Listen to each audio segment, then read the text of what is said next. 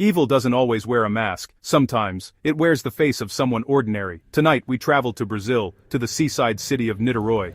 A place known for its beaches, its rhythm, its warmth, and for one of the darkest souls to ever walk its streets. This is the story of Marcelo Costa de Andrade, the man the world came to know as the Vampire of Niterói, a murderer who preyed on innocents and believed he was saving souls through death. Listener discretion advised.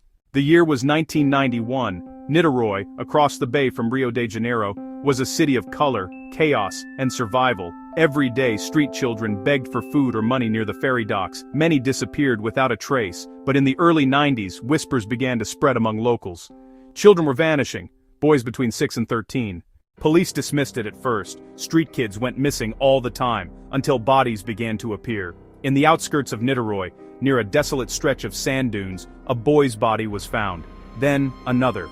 And another. Each body bore the same marks, strangled, drained of blood, and positioned with care. Police knew this wasn't random, it was ritual. The newspapers started calling him O Vampiro, o Vampiro. The case finally broke open when a young boy named Wagner escaped a man who had lured him with money and promises of food. Wagner led the police to a shabby apartment near the Rio Niterói bridge. Inside was a quiet man in his mid-20s, clean, polite, almost gentle. His name was Marcelo Costa de Andrade.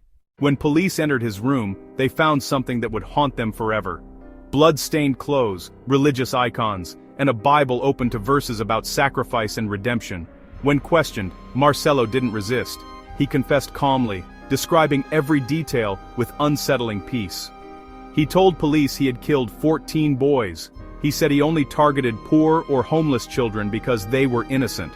And, in his twisted mind, sending them to heaven was an act of mercy.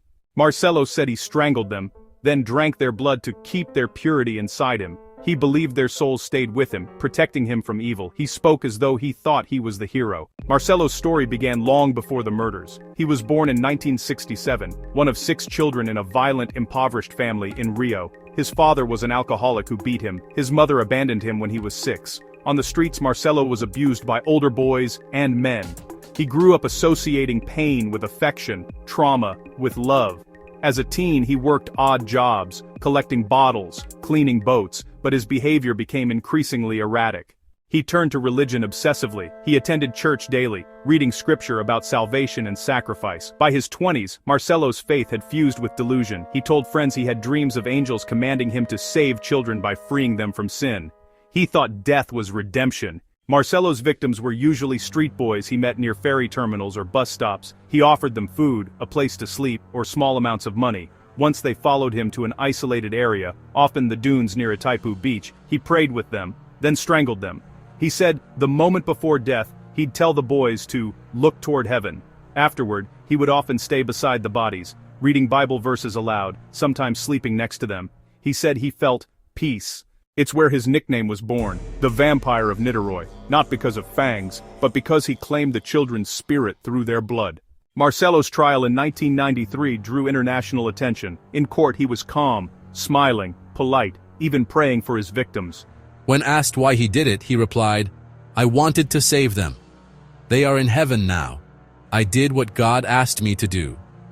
Psychiatrists examined him and diagnosed paranoid schizophrenia with strong religious delusions. He was declared criminally insane and sent to a psychiatric institution instead of prison.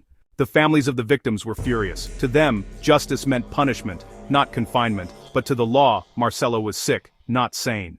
In 1997, just 4 years after his sentencing, Marcelo escaped from the psychiatric hospital. For 2 days, Niterói went into panic. Parents pulled children off the streets, police patrolled night and day. He was caught quietly, walking near a church praying.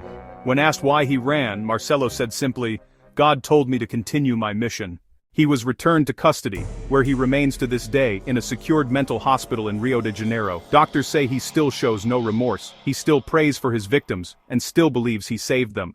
Even decades later, the name Vampire of Niterói still chills Brazil. Marcelo's case changed how the justice system handled offenders with mental illness, forcing new laws around psychiatric evaluation and public safety. But for the families, no reform could fill the silence left by their sons. Each photograph, each lost smile, a reminder that true horror often hides behind the face of belief. Marcelo Costa de Andrade wasn't a monster from the movies. He was a man who believed his darkness was divine, a killer who prayed after every murder, and maybe that's what makes him the most terrifying of all, because he thought he was saving lives, not taking them. Evil, when convinced it's righteous, becomes unstoppable. You've been listening to Crimes Without Borders. I'm CB, and this was the Vampire of Niterói. Tell me, do you believe madness excuses murder? Drop your thoughts below, and remember, evil doesn't care about faith, borders, or laws, it just waits for belief to become blind.